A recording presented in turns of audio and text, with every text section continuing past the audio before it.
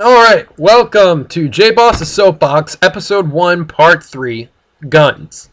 Alright, yeah, there's going to be a lot of parts to this because I have a lot to say. So, picking up where I left off. The assault ban restricts the weapons that I would be able to and wish to own in New York State, so I'm going to have to move out of state if I want to own them, and I likely will.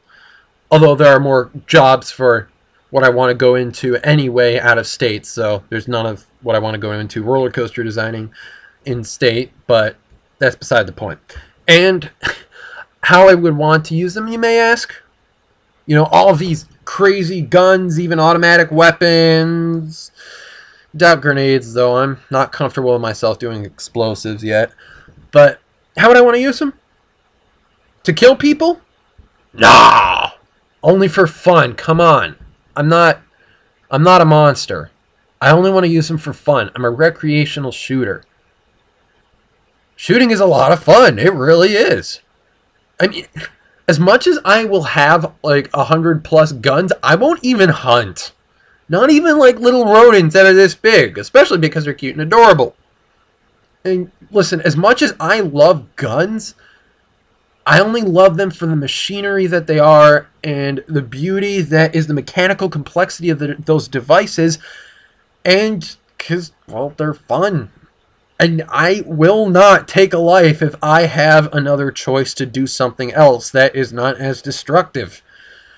However, that being said, I will train for self-defense, and I will eventually get a concealed carry permit, because as much as I would do everything possible to avoid those situations, if a dangerous situation like that is unavoidable, and I, my friends, loved ones, or a random stranger a few feet away is in mortal danger, I better be prepared to know how to use it if I have all those weapons at my disposal.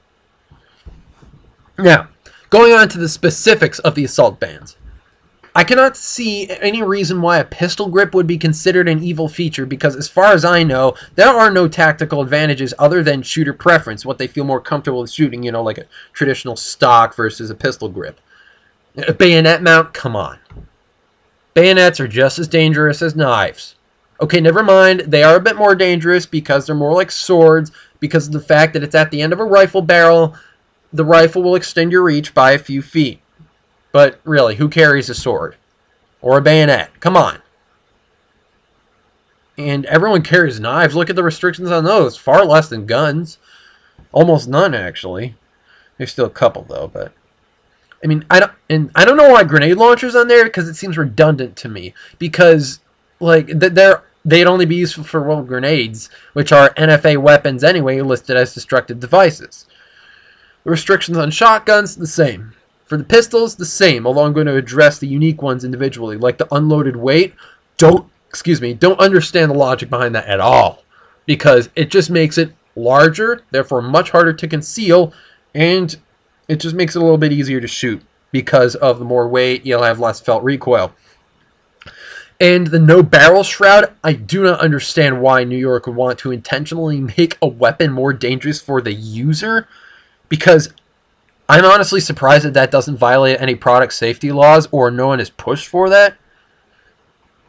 The whole telescoping or collapsing stock, I can see why lawmakers don't like them, because they make the weapons more concealable, but I still think it's not a good enough reason, because even with a collapsed stock, most rifles are still really large, and the would-be criminal would have to take, comparatively, a lot of time to take it out of his backpack or suitcase he's carrying it in, put the magazine in, and possibly even assemble the rifle before bringing it to bear.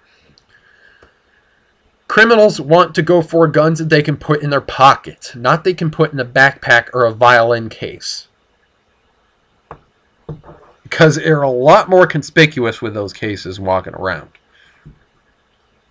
And... I lost my place. Okay, going back, I found my place again. The capacity laws are incredibly flawed. Like, no magazines above 10 rounds that they were made before 1994. In the winter, when it gets really cold up here, I live in upstate New York, so it gets really cold and snowy. If I wear my winter jacket and cargo pants, and I could comfortably carry roughly 30 pistol magazines, and that, including the handgun if I wanted to, all completely concealed. Even if they were all 10-rounders, that's still 300 rounds that I could take. And if I was a good enough shot and there were enough people, I could kill up to 300 people before I'm empty and I'd have to resort to knives or something. Obviously, we're not going to ban clothing with multiple pockets, and hopefully we won't ban a maximum amount of ammunition or magazines one can legally get, what one can legally store at a time, so I don't get the point. There isn't that much of an advantage that criminals would get with the high-capacity magazines because they can get really bulky, so they can't carry much more ammunition on them if they did. Because, like, with 30-round magazines, like for ARs, they're not small. They're, like, closing in on the size of my hand, and I have huge hands. 10-rounders, like, and for like those giant 100-round drums, they are 2 large drums that kind of stick out like this. You know, they're between 70 and 100 rounds. You know, something that looks like that with a stick in the middle, those are really big and awkward to carry, so you can only carry a couple of them realistically. So, yeah, you wouldn't be able to carry much more ammunition unless you had a super specially designed vest or something. Yeah, I lost my place again. So, alright, going on to flash hiders, maybe. Huge emphasis on maybe. They were intended to dissipate the gases that weren't quite burnt when exiting a shorter barrel which ended up creating a flash because with the shorter barrel, the bullet exited, and therefore the gases were released to the atmosphere before they are fully burnt, with the intended of the powders, sorry, not gases. Well, I guess gases, kind of, depending on what you're talking about. With the intent of preserving soldiers' night vision, so they wouldn't get blinded and then have to kind of reset their night vision naturally, which this was invented in the early 20th century, by the way, and reducing the visibility to his opponents, so it'll be harder for opponents to see him. So in the rare instance, I mean like the only one that I can recall is the DC sniper, that this would be an issue with long-distance killers. It would only be an issue with that, because with shorter ranges otherwise, you'd be able to see a guy with a gun. Flash or no. Now, as for the specific guns, I honestly believe it's complete BS, because the AK variants made by Norinco, Mitchell, and Poly Technologies doesn't make sense to me, as they're just like any other rifle with a pistol grip, and even then you can get various other AKs from other companies in New York State, like Century Arms, for example. That just sounds like I don't get it. Same thing with Colt AR-15s. ARs are incredibly popular throughout the United States, including New York. The Beretta and FN models, the AUG and the Galil, they're not anything special because they all fall under regular assault weapons that wouldn't have too many evil features. Like, you know, they wouldn't have more than 2 under most circumstances, so I don't see what the issue is with them. At least the semi-automatic versions. Then there's the automatic versions, which are NFA weapons, but we'll go back to that in a minute.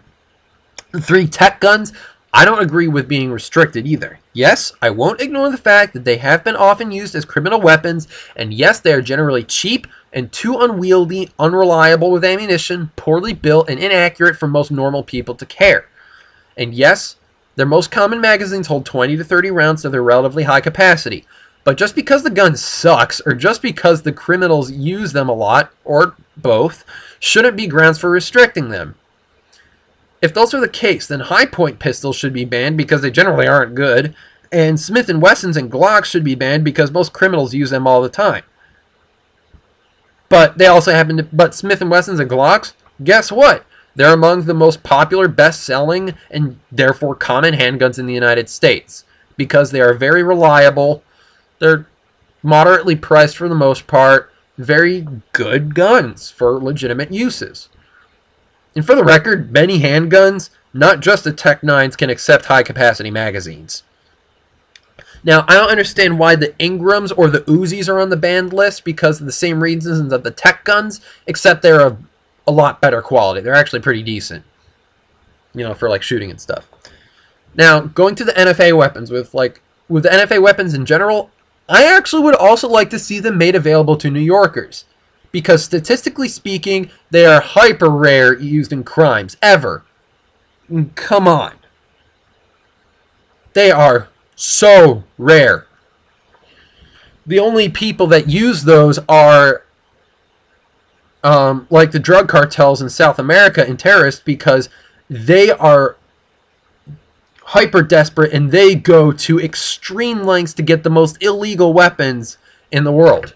They go to unbelievable lengths to get military grade armor and weaponry. So for what we have in the United States, it should not be an issue for like 99.99999% of the issues that we have up here.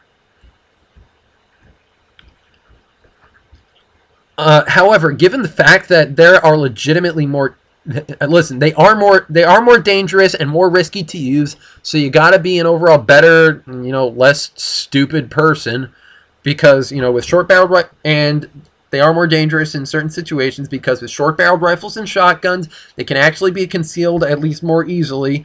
Destructive devices and automatics, because they can hurt way more people in a short time. And AOWs, because they're more difficult to detect just by looking at them.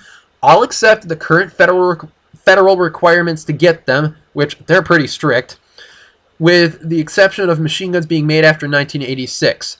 I feel that machine guns made after 1986 and automatic weapons should be allowed to be purchased by normal people, because there's no difference in lethality between one made in 1985 and one made today. Even the old World War I machine guns, even the Gatling guns from the Civil War era, even those can still wreak havoc on like most people today, except they're just really, really big and ungodly heavy. Threaded barrels and flash hiders, I will accept to be restricted with a state version of the NFA, so to speak, meaning more background checks and tax stamps and hoops to go through, but still possible to obtain for ordinary citizens. Just kind of like a state version of the NFA, like similar processes to go through, but all done through by the state of New York.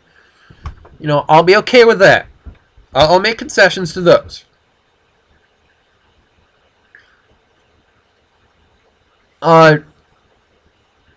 And to deal with the silencers, they're really nowhere near as effective as most people might think. Unsilenced gunshots range between 140 and 170 decibels, which, since 130 decibels is the threshold of pain for most humans, they generally are loud enough to cause a good deal of hearing damage, at least after continuous use. So always use hearing protection while shooting. By comparison, jet engines 100 feet away are 140 decibels on average. Those jet engines? You can hear those monsters from 3 or 4 miles up clearly. From the same website, it lists shotgun blasts at 165 decibels, and since a perceived doubling of sound equals to a 10 decibel rate in volume, shotguns are perceived as being 4 times louder than a jet engine heard from 100 feet away. And 357 SIG revolver and 357 SIG bullets, they can sound up to 172 decibels. Even 22 LR guns, even those little tiny bullets are around 140 decibels. So, and with recent NIOSH studies, they recommended double hearing protection while shooting, so with earplugs and headphones. That shows how loud and how noticeable guns are. I'm going to stop now because the timer is going to start in a few seconds, so see you in a second.